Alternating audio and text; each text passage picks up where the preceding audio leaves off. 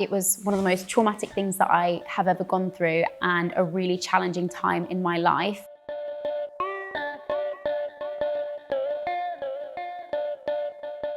I was a victim of domestic abuse when I was 16. It was one of the most traumatic things that I have ever gone through and a really challenging time in my life. And it took me a long time to get over that experience. But having come out the other side of it, I really recognized that I had this platform in which I could do some good.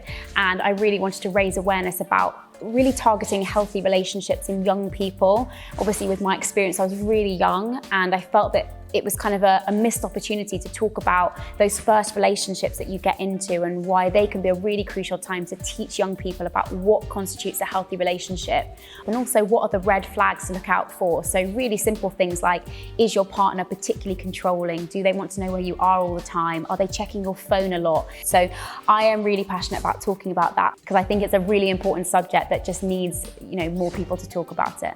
The first thing I would say is just lose the shame attached to your situation. I think what kept me in my situation was two things. One, fear of leaving, which I can absolutely understand. Sometimes the fear of leaving is so much worse than the fear of staying in the situation itself. And so really for me, it was about trying to reach out to someone, anyone, even if that was someone impartial, so that I could tell them about my situation and that they wouldn't force me to have to leave instantly, but it was something that I tried to work my way out of.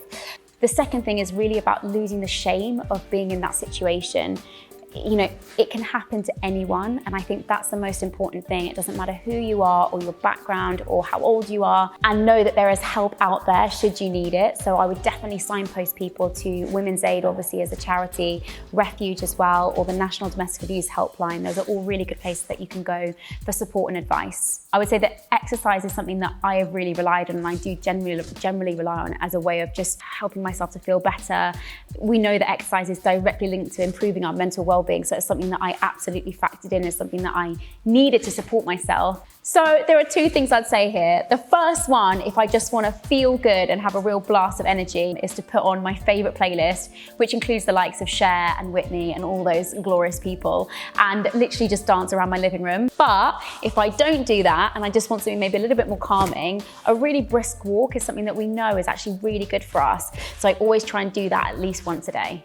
I am so excited to be launching my Give Me Strength app.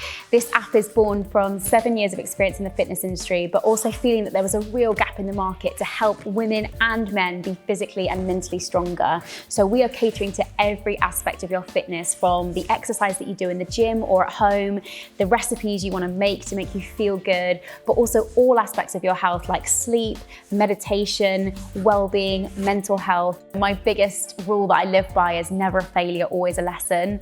There's been so many mistakes and things that I've done wrong and things that I look back now and think, oh my God, I can't believe I did that. But it's always something that I've learned from. And so rather than live with regret or shame or things that I might have done, differently now, I just try and look at everything with a positive spin and see what lesson I can take from that situation and how I can move forward in a positive way.